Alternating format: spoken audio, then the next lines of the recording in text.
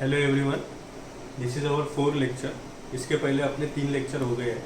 अगर वो नहीं देखे तो पहले वो देख लीजिए, उसके बाद ही चौथा आपके समझ में आएगा। सब अपन टॉपिक इंटरलिंक करते हुए चल रहे हैं, ठीक है। बेसिकली ये सीरीज़ में मैं पूरा सिंगल फेज ट्रांसफार्मर कवर करूँगा, तो इसमें से ये है अपना चौथा लेक्चर। तो today our topic is classification of transformer. So MSBT में 2 या 4 मार्क के लिए ये फ्रीक्वेंटली आस्क क्वेश्चन है कि classification on the basis of number of phases we use, on the basis of construction, on the basis of voltage level, on the basis of application, क्या क्या आते हैं क्लासिफिकेशन इसका, ये अपन देखेंगे, ठीक है। तो शुरू करते हैं आज का video. So transformer is classified on the basis of number of phases, और अपन कौन सा वोल्टेज सोर्स अप्लाई कर रहे हैं। अगर अपन सिंगल फेज एसी सप्लाई अगर ट्रांसफार्मर को एनर्जाइज करने के लिए दे रहे हैं तो वो क्या होगा, सिंगल फेज ट्रांसफार्मर। वो क्या होगा, सिंगल फेज ट्रांसफार्मर। अगर अपन 3 फेज सप्लाई उसको प्रोवाइड कर रहे हैं, 3 वाइंडिंग लेके, ये एक सेट भी आता है 3 फेज का, नहीं तो सिंगल फेज ट्रांसफार्मर इंटरलिंक करके भी 3 फेज ट्रांसफार्मर बनाते हैं, ठीक है। तो सेकंड क्या आएगा, 3 phase transformer. If we have applied 3 phase supply to the transformer then it is classified as 3 phase transformer. ये हो गया। और पहला ट्रांसफार्मर का क्लासिफिकेशन पहले किस पे किया, on the basis of number of phases we use, ठीक है। तो वो क्या हुआ, 2 पार्ट में हुआ, एक सिंगल फेज ट्रांसफार्मर, दूसरा 3 फेज ट्रांसफार्मर। उसके बाद का classification on the basis of construction, कि ट्रांसफार्मर की कंस्ट्रक्शन क्या है, मतलब उसकी रचना कैसी है। अगर इस प्रकार का है, ये प्राइमरी समझ लो, ये सेकेंडरी समझ लो, ये हो जाएगा कोर टाइप।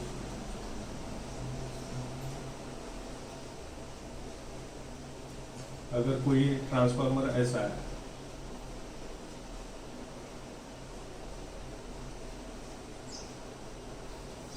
अगर वाइंडिंग दोनों प्राइमरी सेकेंडरी यही पे है, ठीक है, प्राइमरी से, तो ये हो गई कोर टाइप, ये हो गया शेल टाइप। ऐसे on the basis of construction इसके ये difference between core type transformer and shell type transformer, ये भी फ्रीक्वेंटली आस्क क्वेश्चन है।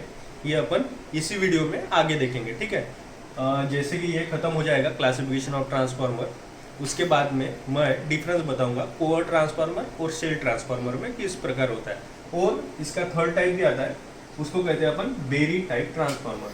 वो आपके फिलहाल तो भी सिलेबस में नहीं है। इसके बाद में देखेंगे ट्रांसफार्मर का और एक classification on the basis of voltage level. पहला है स्टेप अप ट्रांसफार्मर, मतलब ये ट्रांसफार्मर क्या करेगा, वोल्टेज की आउटपुट में वोल्टेज की लेवल अपने को क्या देगा, बढ़ा के देगा, ठीक है। जैसे कि अपन इंट्रोडक्शन में दिया था, ट्रांसफार्मर क्या करता है, पावर ट्रांसफर करता है, और इसका फंक्शन क्या रहेगा, वोल्टेज की लेवल क्या करता है, ये स्टेप अप और स्टेप डाउन। अगर अपने को आउटपुट में वोल्टेज लेवल इनपुट के वोल्टेज लेवल से ज़्यादा मिलती है तो उसको अपन क्या कहते हैं, स्टेप अप ट्रांसफार्मर, ठीक है। तो उसके अपोजिट क्या होगा, स्टेप डाउन, मतलब अपने को लोड साइड में वोल्टेज कैसा मिलेगा, इनपुट वोल्टेज के कंपैरिजन में कम मिलेगा, उसको अपन क्या कहेंगे, स्टेप डाउन ट्रांसफार्मर। फिर थर्ड पार्ट है आइसोलेशन ट्रांसफार्मर। इसमें इनपुट और आउटपुट दोनों साइड में वोल्टेज लेवल क्या रहती है, सेम रहती है, ठीक है। ये आइसोलेशन ट्रांसफार्मर का एप्लीकेशन क्या है, ये अपन स्पेशल पर्पस ट्रांसफार्मर में देखेंगे, ठीक है। तब तक के लिए सिर्फ आप क्लासिफिकेशन ध्यान में रखो, और अपन ये core type transformer and shell type transformer, इसका डिफरेंस अपन इसी लेक्चर में आगे देखेंगे, ठीक है। और further transformer is classified on the basis of application. Application मतलब ये अपन कहाँ पे यूज करते हैं, ठीक है। एक है वेल्डिंग ट्रांसफार्मर, मतलब जो आपने देखा होगा वेल्डिंग शॉप वगैरह है, वहाँ पे एक ऐसे रेक्टेंगुलर टाइप एक ऐसा बड़ा बॉक्स दिखा होगा, वो बेसिकली क्या है, ट्रांसफार्मर है, और अपन वो वेल्डिंग के लिए यूज करते हैं, उसके लिए इसका नाम ही रख दिया है welding transformer. Pulse transformer, pulse transformer मतलब क्या होता है, saw tooth pulse, square pulse, rectangular pulse, ये आपने सुने होंगे। तो with the help of transformer upon pulsating supply output को प्रोड्यूस करते हैं। ये वर्क रहता है पल्सेटिंग ट्रांसफार्मर का, ठीक है। बेसिकली अपन ट्रांसफार्मर के क्या on the basis of application, मतलब अपन वो ट्रांसफार्मर कहाँ पे यूज कर रहे हैं उसके ऊपर इसका क्या है ट्रांसफार्मर का क्लासिफिकेशन। उसके बाद में पावर ट्रांसफार्मर, मतलब जो आपने बड़े बड़े ट्रांसफार्मर जो कि जनरेटिंग स्टेशन और प्राइमरी डिस्ट्रीब्यूशन के लिए वगैरह जो यूज होते हैं, प्राइमरी डिस्ट्रीब्यूशन के लिए वो क्या रहते हैं पावर ट्रांसफार्मर, मतलब उसकी रेटिंग ज़्यादा रहती है। और जो ये डिस्ट्रीब्यूशन ट्रांसफार्मर है, ये जो डिस्ट्रीब्यूशन ट्रांसफार्मर है, जैसे कि एग्जांपल ले लो पोल माउंटेड सबस्टेशन, मतलब जो अपने घर के पास में डीपी वगैरह रहती है उसको क्या कहते हैं पोल माउंट सबस्टेशन। वहाँ पे वगैरह जो ट्रांसफार्मर लगा रहता है उसको अपन क्या कह सकते हैं डिस्ट्रीब्यूशन ट्रांसफार्मर कर सकते हैं, ठीक है। और अभी इसके बाद में देखेंगे अपन difference between core type transformer and shell type transformer, ठीक है। इसके बाद का टॉपिक है अपना core type transformer and shell type transformer. Let compare between shell type and core type transformer. Look here. First, it is very important question for MSBT examination and most frequently asked question for 2 or 4 marks. ठीक है, तो देखो पहला है इसकी diagram, ठीक है। पहले क्या देखा अपन ने इसकी डायग्राम, तो ये क्या है, ये है कोर, ये क्या है वाइंडिंग्स, ठीक है। पहले अपन क्या देख रहे हैं कोर टाइप ट्रांसफार्मर, ठीक है। तो और इधर देखो ये दो, इसमें डिफरेंस करना है अपने को। ये पहले कोर टाइप की डायग्राम हो गई, ठीक है। ये क्या है शेल टाइप ट्रांसफार्मर, इसमें क्या है देखो ये जो रेक्टेंगुलर बॉक्स दिख रहा है, ठीक है, ये क्या है कोर, और मिडल पोर्शन पे क्या लगी है winding, primary winding secondary winding. इधर क्या है दो वाइंडिंग, दो एक ही कोर पे दो वाइंडिंग है, मतलब ये एक लिंब पे है दूसरी एक लिंब पे है। तो देखो जो इतना पोर्शन है, जो यहाँ से लेके यहाँ तक जो पोर्शन है, इसको अपन क्या कहते हैं योक, इसको क्या कहते हैं अपन योक। और जो ये स्ट्रेट आपको पोर्शन दिख रहा है इसको क्या कहते हैं लिंब, इसको क्या कहते हैं लिंब। ध्यान में आ गया। और देखो इसमें एक ही फ्लक्स फ्लो हो रहा है, इसको क्या कहेंगे अपन डिनोटेड बाय फाई, और इसको क्या कहेंगे अपन मेन फ्लक्स। ये क्या है मेन फ्लक्स। और ये देखो ये आपको कुछ ऐसी लाइन दिख रही होगी, ठीक है। ये जो है इससे अपन कहते हैं, अपन प्रीवियस क्लास में देख चुके हैं, इसको अपन क्या कहते हैं लीकेज फ्लक्स। क्या कहते हैं leakage flux. A flux which is only link with one winding is known as leakage flux. अपन ने पहले क्लास में देखा है। तो देखो फिर ये हो गया पहला डिफरेंस, क्या है डायग्राम, ठीक है। सेकंड इट हैज, मैंने बताया इतना पोर्शन क्या है योक, इसको क्या कहते हैं लिम्ब। तो देखो कोर टाइप में कितने योक हैं दो, एक दो, ये एक हो गया ये दूसरा। It has two yoke and ये देखो ये पहली लिम्ब ये दूसरी लिम्ब, मतलब कितने लिम्ब है दो, एक दो, ठीक है। सेकंड पॉइंट देखो it has two yoke, one two and two limb. Similarly इधर देखो अभी योक कितने हैं वन, ये ऊपर का पोर्शन एक योक हो गया, ये सेकंड। और लिम्ब कितनी है वन टू थ्री। आप डायग्राम में देख सकते हैं इसका एरिया और इसका एरिया, इसका एरिया और इसका एरिया कैसे सेम है, लेकिन ये इसका एरिया और इसका एरिया क्या है, ये मिडल लिंक क्या है थोड़ी बड़ी है। इसमें से जो फ्लक्स सेटअप हुआ है ये किससे इंडिकेट किया है फाई, और इधर फाई डिवाइडेड बाय टू, इधर क्या है फाई डिवाइडेड बाय टू। इसका जो एरिया रहेगा वो आउटर लिम्ब से क्या रहेगा डबल। अगर इसका एरिया ए है, ए मीटर स्क्वायर जस्ट एग्जांपल, ए मीटर स्क्वायर है, तो इसका क्या रहेगा, इसका एरिया क्या रहेगा 2a, ठीक है, 2a मीटर स्क्वायर, मतलब इसका एरिया क्या रहता है डबल, और इसमें जो फ्लक्स रहता है वो भी क्या रहता है as compare to outer link double रहता है, ठीक है। यहाँ 5 है, इधर क्या है 5/2। हाँ, तो देखो ये second point, it has 2 yoke 1 and 2 and 3 limb, ये एक लिंब हो गई, ये सेकंड, ये थर्ड, मतलब it has 2 yoke and 3 limb. Okay, next point, both the limbs are provided with winding and core is surrounded by winding. Both the limbs के ऊपर क्या है अपनी, ये वाइंडिंग है, limbs के ऊपर, ठीक है। पहले कोर है, कोर के ऊपर अपनी क्या है, ये वाइंडिंग है। Both the limbs are provided with winding, ये एक लिम्ब पे हो गए। अगर इसको अपन नंबर 1 दी तो ये वाइंडिंग नंबर 1 पे है, दूसरी वाइंडिंग नंबर 2 पे। Both the limbs are provided with winding and core is surrounded by winding, ठीक है। इसके बाद का ये नेक्स्ट पॉइंट देखो, सेल टाइप में क्या है, यहाँ पे वाइंडिंग सिर्फ अपने को कहाँ पे दिख रही है, मिडल लिम्ब पे। यहाँ पे वाइंडिंग सिर्फ कहाँ पे है, मिडल लिम्ब पे। देखो, one middle limb is provided with winding and windings are being surrounded by core. ये है, इसके ऊपर देखो ये आउटर लिम्ब है, ठीक है, बीच में वाइंडिंग है, ठीक है। वाइंडिंग को किसने सराउंड किया है, कोर ने। वाइंडिंग को किसने सराउंड किया है, कोर ने। यहाँ पे क्या है, कोर को किसने सराउंड किया है, वाइंडिंग ने। समझ में आ गया ये, both the limbs are provided with winding, मतलब दोनों लिम्स पे क्या है, वाइंडिंग है, और and core is surrounded by winding, मतलब कोर को किससे सराउंड किया है, वाइंडिंग से। यहाँ पे क्या है, only one limbs have winding and winding is surrounded by core, ऊपर से क्या है, कोर, ठीक है। Next point, winding are less protected by core, मतलब देखो यहाँ पे क्या है, कोर को किसने सराउंड किया है, वाइंडिंग, मतलब अपनी वाइंडिंग ज्यादा करके, अपनी वाइंडिंग क्या है, ऊपर है, किसके, कोर के ऊपर, मतलब ये क्या हुआ, आउटर पार्ट हुआ एज कंपेयर टू कोर, ठीक है।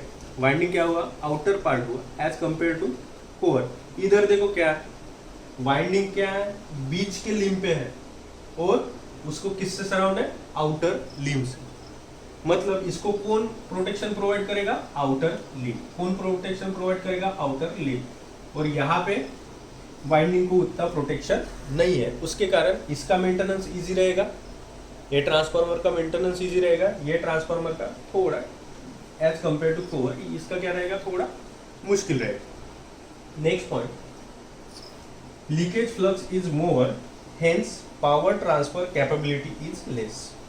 यहाँ पे देखो, यहाँ पे क्या है, ये जो आपको पोर्शन दिख रहा है इसको अपन क्या कहते हैं, विंडो, ठीक है, इसको क्या कहते हैं अपन, विंडो। यहाँ पे देखो ये क्या हो जाएगा, जो लीकेज फ्लक्स है वो अपना आउटर पेरीफेरी में चला जाएगा, मतलब ये फ्लक्स क्या हो जाएगा अपना, लीकेज फ्लक्स मतलब क्या, फ्लक्स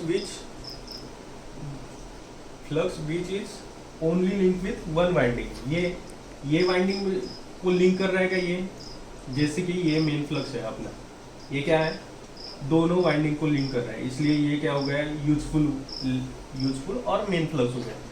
ये सिर्फ एक ही वाइंडिंग में ये क्या हो जाएगा, लॉस हो जाएगा। ये क्या है अपना लीकेज फ्लक्स, इसको क्या कहते हैं अपन, loss.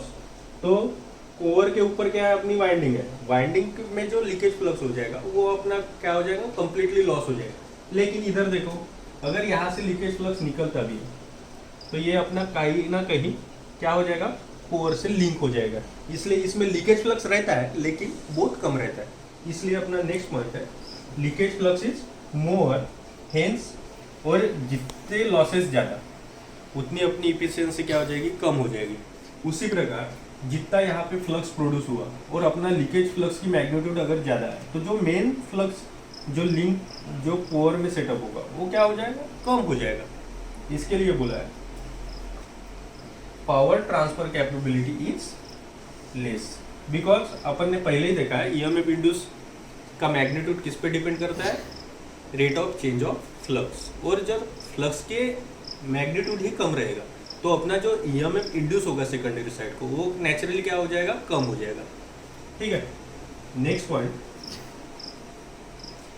It is series magnetic circuit, it is series magnetic circuit. क्यों कहा है अपन ने, मैंने पहले ही बताया था, ये जो है वो अपन किस में बात कर रहे हैं, मैग्नेटिक सर्किट में बात कर रहे हैं। ठीक है, अभी आपने इलेक्ट्रिकल डीसी नेटवर्क में पढ़ा होगा, अगर दो रजिस्टर में से सेम करंट फ्लो होता है तो वो दो रजिस्टर कैसे है, सीरीज में। ठीक है, मैग्नेटिक सर्किट में अपन करंट इक्विवेलेंट किससे लेते हैं, फाई से, बराबर है। तो देखो सेम फ्लक्स फाई ये वाइंडिंग को भी लिंक कर रहा है और दूसरे वाइंडिंग को भी लिंक कर रहा है। ठीक है, यहाँ पे कहीं फ्लक्स में चेंज है क्या, मतलब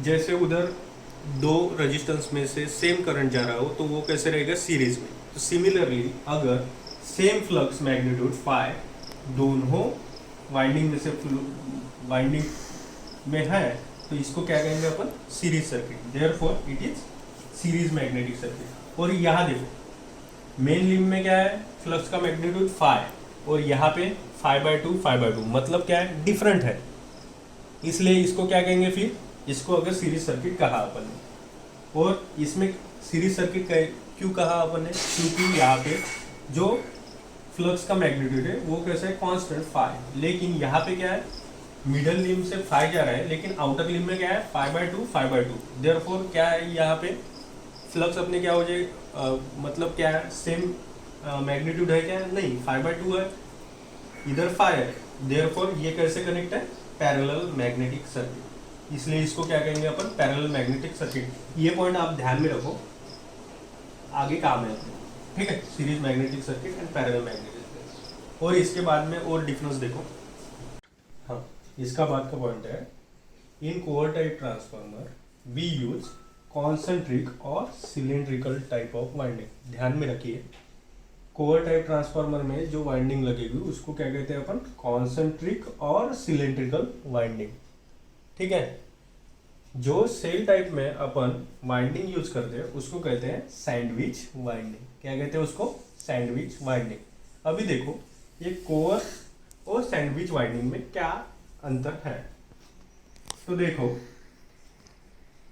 सिलेंड्रिकल वाइंडिंग में अमाउंट ऑफ कॉपर, मतलब ये जो अपन ने टर्न्स है इसमें जो कॉपर का अमाउंट रहेगा टू वाउंड कॉन्सेंट्रिक वाइंडिंग वो कैसे रहेगा, मोर। मतलब ये वाइंडिंग करने के लिए अपने को क्या लगेगा, ज़्यादा कॉपर ज़्यादा लगेगा। तो इसमें क्या है, सैंडविच टाइप वाइंडिंग में अपने को अमाउंट ऑफ कॉपर कैसे लगेगा, कम लगेगा। ठीक है, फिर देखो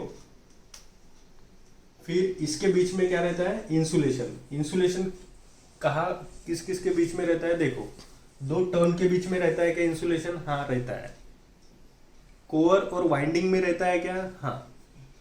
कोर और वाइंडिंग के बीच में इंसुलेशन की थिकनेस कितनी रहेगी ये डिपेंड करता है उसके वोल्टेज पे। ठीक है, देखो अभी दो वायर के बीच में भी इंसुलेशन रहता है और कोर और वाइंडिंग इसके बीच में भी इंसुलेशन रहता है। तो कॉन्सेंट्रिक वाइंडिंग के लिए इंसुलेशन अपने को कैसे लगेगा, लेस लगेगा। ठीक है, कॉन्सेंट्रिक वाइंडिंग के लिए कॉपर कैसे लगेगा, ज्यादा लगेगा, इंसुलेशन कैसे लगेगा, कम लगेगा। सैंडविच के लिए कॉपर कम लगेगा लेकिन इंसुलेशन, जो इंसुलेटिंग मटेरियल अपन यूज करेंगे वो ज्यादा लगेगा। ठीक है, इसके बाद का पॉइंट देखो, पहले अपन ने इसके पहले देखा है कि ये क्या है, series circuit, series magnetic circuit. ये क्या था, पैरेलल मैग्नेटिक सर्किट था। ठीक है, अभी देखो सीरीज, अपन ने नेटवर्क में पढ़ा होगा, सीरीज में क्या रहता है, सीरीज बेसिकली अपन सीरीज सर्किट यूज क्यों करते हैं, टू गेट मोर वोल्टेज, और पैरेलल सर्किट में क्या रहता है, टू गेट मोर करंट। क्यों? क्योंकि उसमें पैरेलल पाथ ज्यादा रहते हैं, और जिस चीज में पैरेलल पाथ ज्यादा रहते हैं वहां पे अमाउंट ऑफ करंट क्या रहेगा, ज्यादा रहेगा। ठीक है, यहाँ पे क्या है, सीरीज सर्किट है ये, इसके लिए ये किसके लिए यूज करेंगे फिर, more voltage, it is economical for high voltage. क्यों?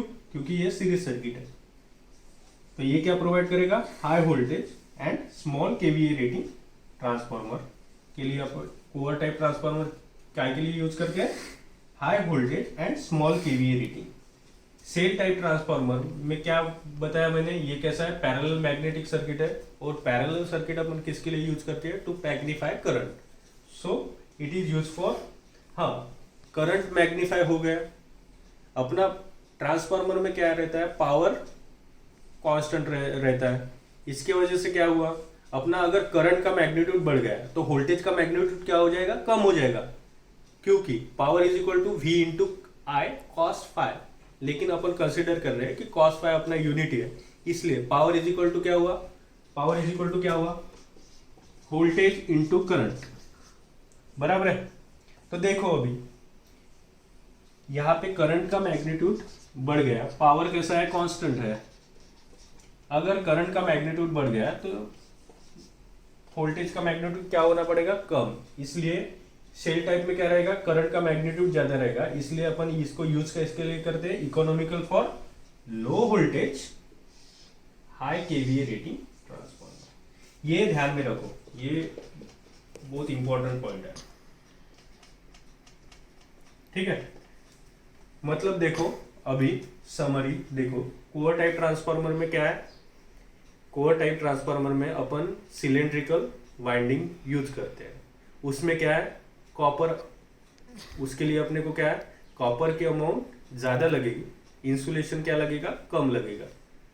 इधर सेल टाइप में अमाउंट ऑफ कॉपर कैसा लगेगा, कम लगेगा, लेकिन इंसुलेशन कैसा लगेगा, ज्यादा लगेगा। ये सीरीज सर्किट है, इसलिए लिए core type transformer use for high voltage small KVA rating, and shell type transformer economical for low voltage high KVA rating. ठीक है, okay, thank you guys, stay home, stay safe.